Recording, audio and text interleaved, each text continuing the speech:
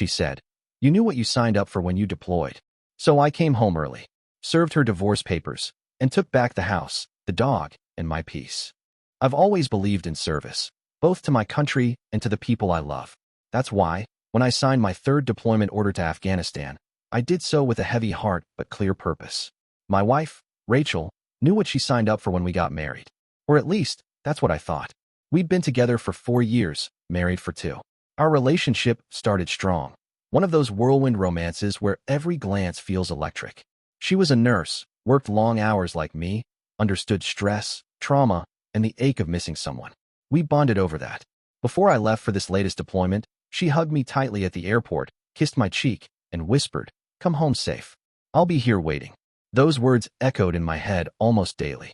During dusty patrols, during the silence of the desert night, and during phone calls that started becoming different. At first, she answered every FaceTime. Her smile lit up the screen, and she'd tell me about work, her new book club, the dog's latest antics. But around the 3rd month, things started to shift. She stopped picking up my calls and instead replied with short texts. Busy at work. Long day, love you. Can't talk. Going out with the girls. I didn't want to be that guy, the jealous military husband who's constantly suspicious. But my gut, it whispered. Then it screamed. One night, I FaceTimed her late after a 16-hour shift. She answered, but the room was dim, her makeup done, and I swore I heard a man's voice in the background. She ended the call within 30 seconds, saying the Wi-Fi was acting up. I brushed it off, told myself I was tired. Paranoid. Thousands of miles away, your mind plays tricks on you, right? Still, I couldn't shake the feeling. One of my buddies, Marcus, noticed I'd been off. We talked during chow one night, and he said something that stuck. You trust her until you can't. Just don't ignore your instincts, man. So, I started paying closer attention. Checked our shared bank account.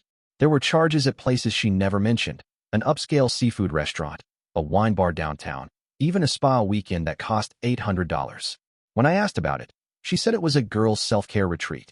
I wanted to believe her, but something broke in me that night. I asked my buddy James, who was back home recovering from an injury, to do me a favor. Not spy, just check in on her. Make sure everything was okay. A few days later, he texted me. Bro, I don't know how to say this. I saw her. At a bar. With a guy. They looked close. Holding hands. My heart sank like a stone in my chest. I didn't confront her. I didn't call. I just went numb. The next week, I walked into JAG, Judge Advocate General, and began filing the divorce paperwork. I made arrangements to get a private lawyer when I got stateside. Changed the passwords to everything we shared. Banking, utilities, even Hulu. I sent her one final message. Hope you're enjoying your self-care. I'll be home next month. Don't bother meeting me at the airport. She never replied. Would you have done the same? Or would you have confronted her directly? Let me know your thoughts. I'm genuinely curious how others would have handled this. Touching down on U.S. soil didn't feel like home this time. Usually, there's that overwhelming relief, the joy of surviving, the comfort of familiar air, the ache in your chest when you see your loved ones waiting behind the glass. But this time, there was no one. No homemade sign with "Welcome home" scribbled in markers. No teary embrace. Just silence, stale terminal air, and a tightening knot in my stomach. I picked up my duffel, walked past smiling families, and headed straight to a rental car lot. It was 2 a.m. when I finally pulled into the driveway of our 2-story home. I didn't go inside. Just sat there, engine off, watching the house like it belonged to someone else. The porch light was on, but the house was dark. I noticed a car I didn't recognize parked 2 blocks down. Might have meant nothing, but after everything, nothing felt like just nothing anymore. I slept in the car. Next morning, I walked in. The house smelled different. Rachel always loved candles, vanilla or cinnamon. Now it smelled like cologne. Not mine. Her dog, Max, barely barked when I entered. He just stared, almost like he was confused too. The photo of us on our wedding day was missing from the wall. There was a framed beach picture instead, of Rachel. Alone. Bikini. No ring. I didn't even go upstairs. I went straight to the kitchen, where I left a folder on the table. Divorce papers. Drafted, signed, clean. I put a sticky note on top. You broke something I died every day to protect. I'm not angry. I'm done. Then I left. I stayed with my buddy Marcus for a few days. He had a basement set up, cold beers, and enough silence to let me think. That's where the messages started. First was a text. Saw the papers. We need to talk. Ignored. Then, it wasn't what you think. I was lonely. You don't know what it's like being left alone for months. That one made me clench my jaw. Wasn't what I think. My deployment wasn't a vacation. I saw friends bleed out in the dirt. I watched a 19-year-old cry for his mother as we loaded him onto a helicopter. And she was lonely? Then came the call. I answered this time. Ethan, please. I didn't plan for it to happen. She started, voice cracking. I was calm, detached. How long? Silence. 3 months, she whispered. But it didn't mean anything. It was just, he was here. You weren't. I closed my eyes, every word hammering a nail deeper into the coffin of us. You could have just left me, Rachel. You didn't have to lie. I thought I could fix it before you got home. That line made me laugh.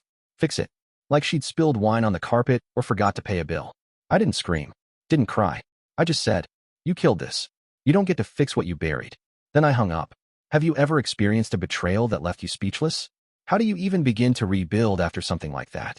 A week after that final call, I met with my lawyer and finalized the filing. There was no fight from Rachel. She didn't contest anything, not the division of assets, not even the clause about no spousal support. I think she knew she didn't have a leg to stand on, legally or morally. But I wasn't done yet, not out of revenge. Out of self-respect. See, before deployment, I'd been smart. Most of my money was in a separate military account.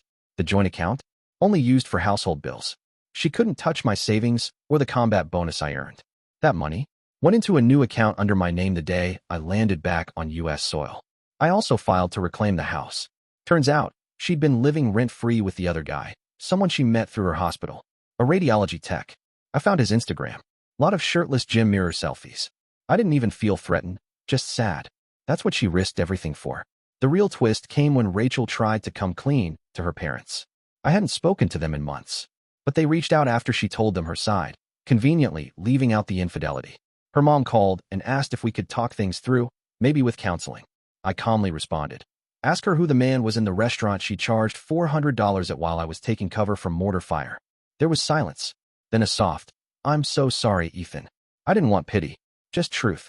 Rachel tried to spin it later, saying, they didn't need to know. That's between us. But that's the thing. When you betray someone who gave everything, you lose the right to manage the narrative. I took back the house, not to stay in it, but to sell it. Fresh start. I donated half the furniture. Threw out the bed. No way I was sleeping in that. Max the dog? He came with me. No questions. She didn't even fight that. Maybe she knew he'd chosen. 3 months later, I moved out west. Took a position at a base in Colorado, closer to the mountains. Quieter. Clean air. Fewer ghosts. One day, I got a letter forwarded to my new place. Handwritten. From Rachel. I've started therapy. I know I don't deserve your forgiveness, but I want you to know that I think about what I did every single day. You didn't deserve that. I'm sorry I broke us. I didn't write back, but I didn't hate her either. You know what's weird? The pain fades. The anger cools. But the disappointment? That lingers. Still, I wake up now without waiting for a FaceTime that never comes. I hike on weekends. I sleep through the night. Max is taken to sleeping by the front door, guarding our new space like a little sentry. Sometimes I think about what she said at the airport the day I left. Come home safe. I'll be here waiting. She was half right. I did come home safe, but she was already gone. What would you have done in my place? Would you have confronted her sooner, or left the way I did? Let me know. Everyone heals differently, and I'm always open to hearing your story. I appreciate you watching till the end. Hit that subscribe button and stay tuned for more content.